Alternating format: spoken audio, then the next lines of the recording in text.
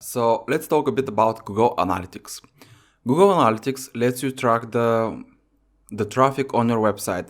You can use it to see where your traffic comes from, where it lands, which are your landing pages, which pages give you the most traffic, which is your biggest source of traffic, how much time are people spending on your website, and many more. I will show you all this, but first, of course, I have to show you how you can create your account. The easiest way, of course, go to google.com, write Google Analytics, and simply click on the first link right here. So as soon as you do this, you have to click on sign in up here and select Google Analytics. Give it a second. And I'm automatically logged in because it has all my credentials. You should have a Google account by now, so it will simply ask you for your email and for your password, so log in and you will see exactly what I'm seeing. As you can see, I already have a lot of websites here, so I will show you how you can add a website to the Google Analytics now. Now, the easiest way to do this is simply go to up here to admin, and then here you will see a few different types of settings.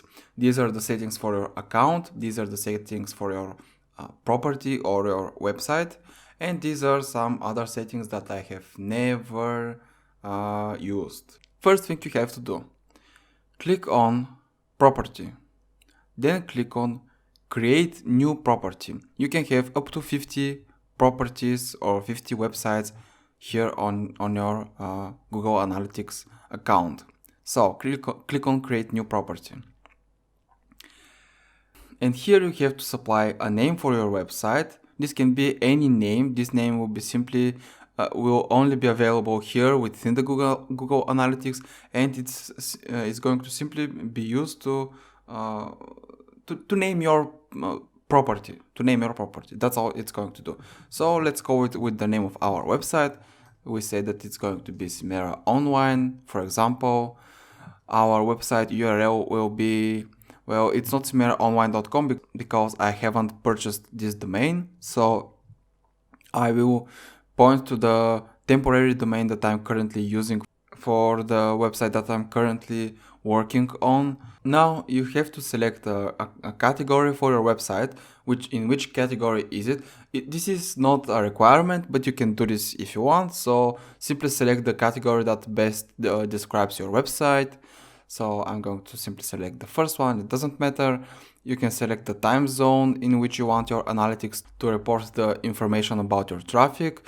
So it really doesn't matter, at least for me. If you want, you can select your time zone. I don't really care about this.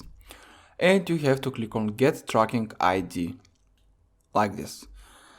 Alright, so this is your tracking ID. And this is your codes that you have to place on your website in order for the Google Analytics to be able to track your website and so on. Alright, so this is how you can create your Google Analytics tracking ID. You can, if you want to create another Google Analytics tracking ID, you simply go again to admin and you click on create new property, and that's how you do all this.